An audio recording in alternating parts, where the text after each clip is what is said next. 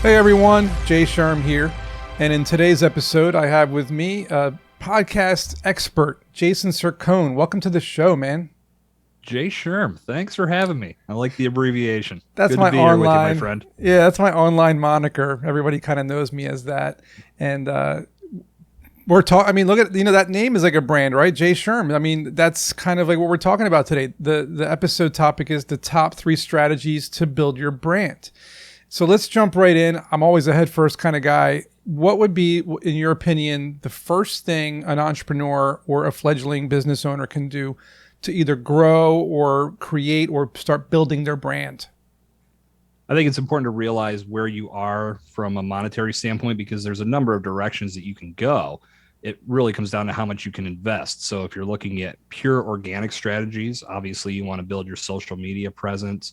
You can utilize email marketing, start building that list, utilize YouTube. And I'd be remiss if I didn't mention being a podcast guest because that's where I specialize and focus and help professionals. And if you're looking to build your brand and put some messages out there that will help draw people to you, a podcast guest marketing campaign is a great way to do that.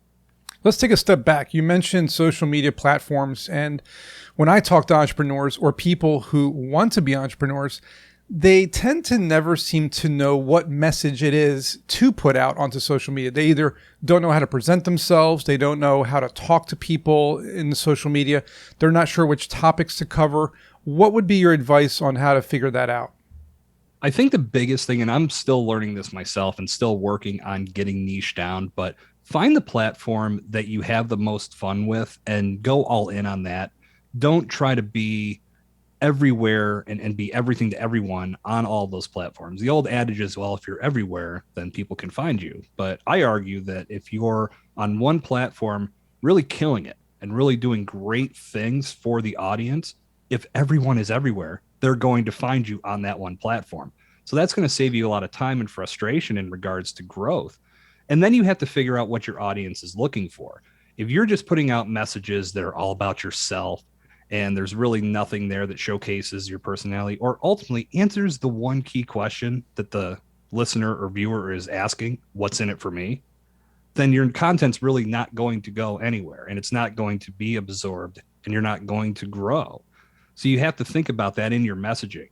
So it sounds like you need to come up with a niche topic that may be a valuable skill you have or some knowledge that you have in a specific industry or market, and then slowly kind of start putting out tidbits of information for people and see if it attracts a certain target user base, and then you can kind of ramp it up a bit, something like that, right? Absolutely. And I can use myself as an example of this. I am still in the process of getting this right and getting it in place in regards to social media because I put so much focus on the podcast, but now I'm getting my emphasis back onto social media and projecting content that showcases the power of podcast guest marketing. I'm using Instagram to create reels and create stories and videos that will showcase why this is important and how you can use it. And I'm also doing videos for YouTube. And I've decided to focus on those 2 networks versus trying to put all this information on TikTok and then put it all onto Twitter and then put it all onto Snap. And I mean, I could sit here and just rattle off social media platforms that you could be a part of, but I've narrowed it down to those 2. And I feel that those 2 are the ones where I want to make an impact and where people can find me for a good message. I mean, those are the OGs, right? Those are the original gangsters, right? But the thing is, TikTok is so huge nowadays, and you're seeing these influencers on TikTok posting their information or their niche industry and gaining millions of followers, whereas it's maybe more saturated on Instagram and YouTube because they're so much older and they're not kind of like the new thing, the new kid on the block. So what do you think about creating content? Because I do this, right? And I might not post on TikTok, but I do Instagram and YouTube and Twitter and Facebook and everything. What do you think about creating content and posting it everywhere to see where it might stick and then kind of continue putting it on all those platforms, even though maybe it doesn't stick on Instagram, but it sticks on TikTok and YouTube, but you're still posting it on Instagram for that visibility? Is that something that's still, it only takes a second to post anyway. So what do you think about that? I think that's very wise, and especially in the beginning, if you're looking to figure out where is your playground, where are you going to spend your time? Absolutely. Put some content out there. But the thing that you have to remember is that each network is designed to present content in a different way. So your Facebook content can't be the exact, or I should say, let me take a step back. The one piece of content that you create can't just be funneled into Facebook, into Twitter, into Instagram, into Snapchat, into again, TikTok. Let's just rattle off and put the whole list out there, because everybody is consuming content differently on those platforms. So just to keep it basic for our conversation, Jason, if you have a horizontal video that's going to fit on YouTube and fit those parameters, when you put that onto TikTok, the dimensions don't line up. So now you're half mode. Cut off.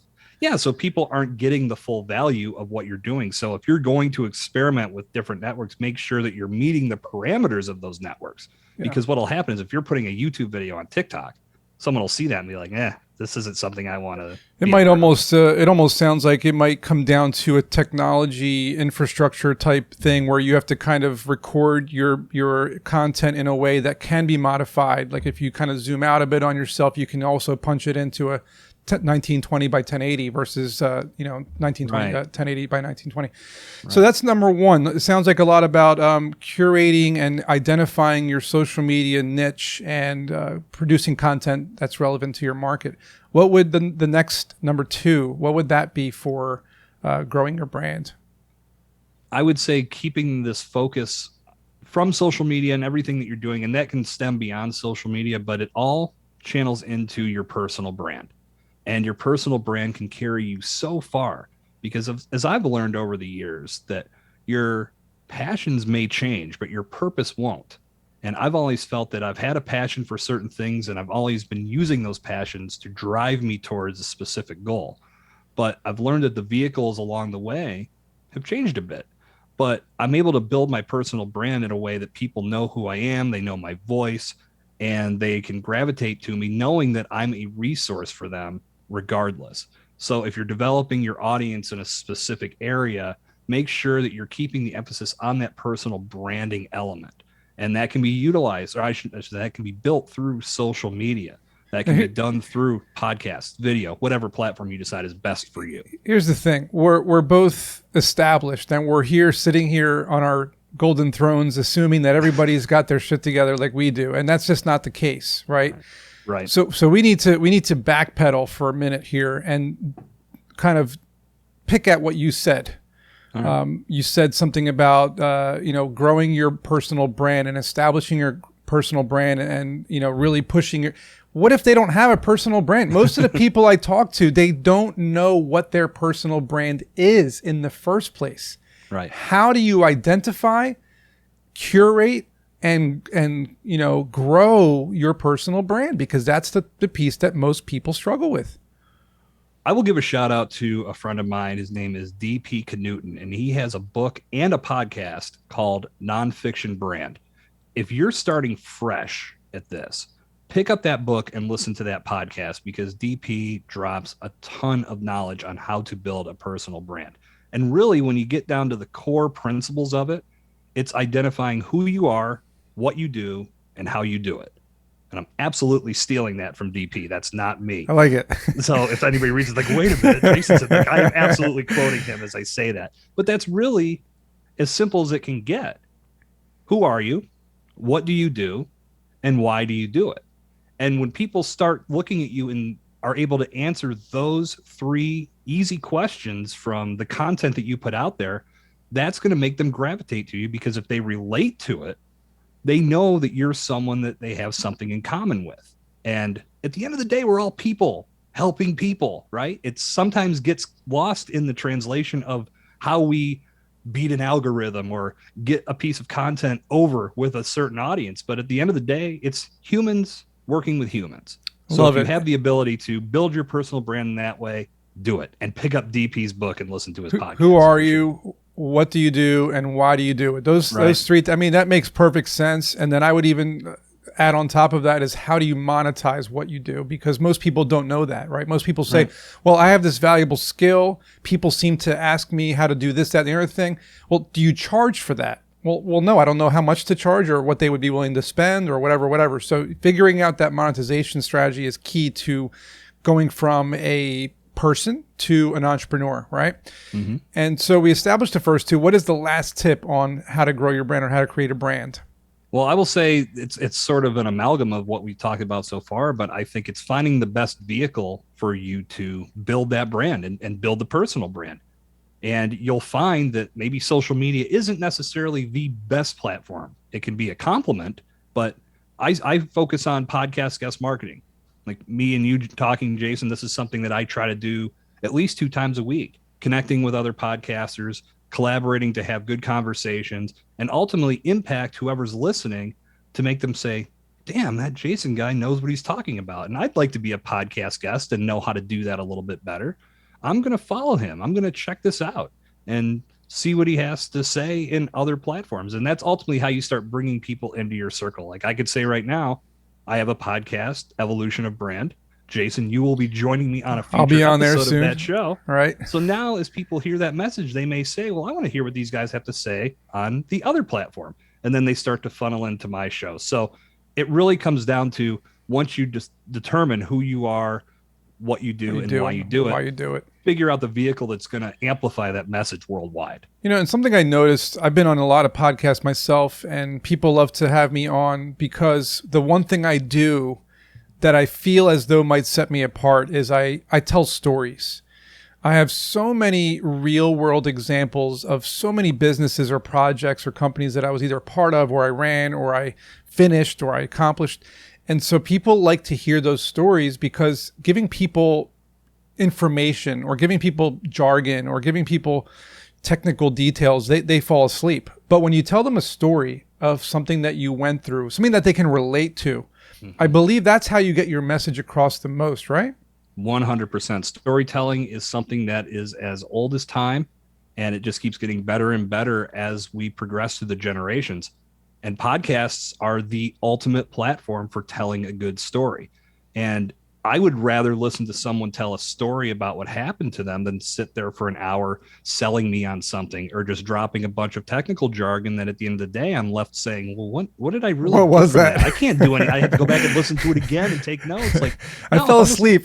Yeah. Like I'm in the car, I'm at the gym, I'm listening to these things when I'm in a passive right. area. So it's hard to take all that in. So yeah, if you can tell a good story, and that's something when I work with people, I always advise build a good brand story and then learn the best way to tell it. And it comes with practice. The more you tell that story, the easier it flows and the more you know how to project it in a way that people are going to resonate with it. But yeah, podcasts are the best platform for doing that.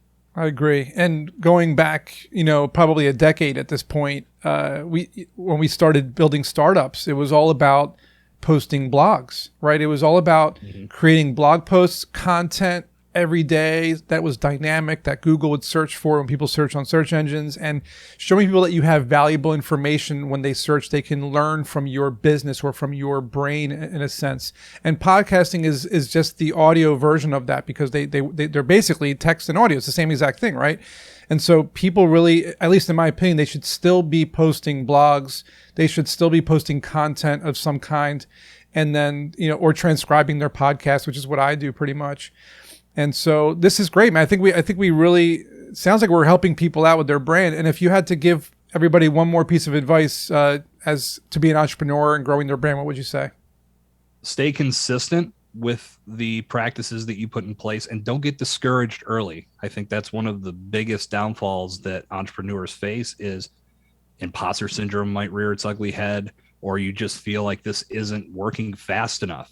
And I'm here to tell you, and I won't be the only one that tells you, nothing happens fast. It takes time to build your audience, to build your message, to really get people paying attention to you. I always listen to people say, oh, look at Joe Rogan, $100 million deal from Spotify. Yeah, this guy's been at it for over 20 years. He was a comic. He had Fear Factor. He was on radio. Like this guy did a lot before that came. So don't just think because you hit record, someone's going to give you $100 million. It takes time. It's easy for someone who's famous to have a popular podcast. That's the thing people forget is he was already famous. Exactly. Maybe not mega famous, but he was famous. And once you're a celebrity, you can do pretty much anything you want. You have the red carpet everywhere you go. So what you said is exactly right. It takes years to cultivate your brand. It takes years to get known out there, and it might not even work in years. It might take longer than that, and people need to hear that hard truth. Learn to embrace the struggle and embrace the journey, enjoy it along the way, because all those failures that you'll inevitably face, they are building blocks. They're learning experiences that help get you to the next plateau. You can't get there without experiencing a little bit of trouble and a little bit of, am I going to be able to pull this off? What do I need to do to challenge myself to make that leap? If you don't Absolutely. have that, it's hard to get, and even when you get there, appreciate it. So yeah, embrace the struggle. And you get better and better. You learn from your mistakes. You don't do them again, hopefully, knock on wood, and you just keep getting better and better till you're at a point where you're coasting. It's like this is a breeze now, right? So This was fantastic, man. Where can people find you online? What do you have a book available or a course or anything that people can check out? Yeah, I would highly encourage everyone listening to check out jasoncercone.com/strap-on-your-boots. You can pick up a copy of my guide, 10 Tips for Becoming a Valuable, Fully Optimized Podcast Guest. And that will also get you the first access to the training program that I am putting together as we speak today on podcast guest optimization and making sure that you can be a rock star as a podcast interviewer. Sweet. Love it, man. I hope you guys get that as soon as possible. Jump on it. And again, Jason, thanks for coming, man. This was a blast. I really enjoyed it. Jay Sherm, thanks for having me. And for everyone listening, take a minute to give Jay Sherm a positive review. He's doing great things to impact you with this podcast. So the least you can do is let him know with a rating and review on Apple Podcasts. Thanks, brother. I appreciate it. And we'll see everyone in next week's episode.